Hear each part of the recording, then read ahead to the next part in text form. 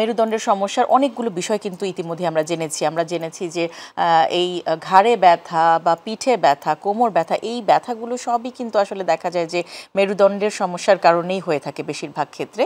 এবং কিছু কিছু ব্যাপারে লক্ষণগুলো অন্যভাবেও প্রকাশ পায়, যেমন পায়ে ব্যথা হতে পারে বা প্রস্রাবের সমস্যা হতে পারে, বন্ধ হয়ে যেতে পারে। এই যে পায়ে ব্যথার কথা আপনি বলছিলেন, আমরা কিন্তু অনেক সময় অস্টিওআর্থ্রাইটিস বা বাতের ব্যথাও কিন্তু দেখি যে পায়ে ব্যথা করছে।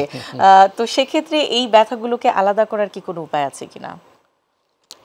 আমরা যদি ব্রড স্কেলে যদি আমরা ভাগ করি যে নার্ভ সংক্রান্ত সমস্যা কোনটা আর বাত সংক্রান্ত সমস্যা কোনটা, এই দুইটা আমরা যদি বড় স্কেলে ভাগ করি তাহলে জিনিসটা এরকম হচ্ছে যে বাতের ব্যথাটা হবে যে যত বিশ্রামে থাকবে, যত শুয়ে থাকবে, ব্যথাটা বাড়বে।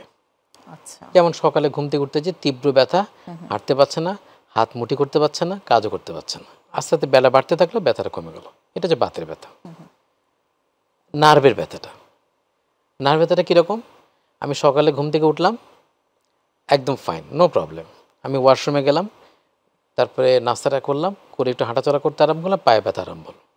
সেই ব্যথাটা অবশ্যই কোমর থেকে পায়ের পিছন দিক দিয়ে নামবে। এটা হচ্ছে নার্ভের পেইন।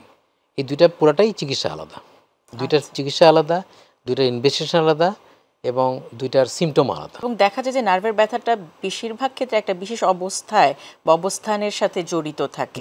একটু অ্যাক্টিভ থাকা অবস্থায় বা অনেকক্ষণ বসে থাকলে বা অনেকক্ষণ দাঁড়িয়ে থাকলে বা একটা কিছু তুলতে গেলে তখন কিন্তু আমরা দেখি যে ব্যথাটা বেড়ে যায়।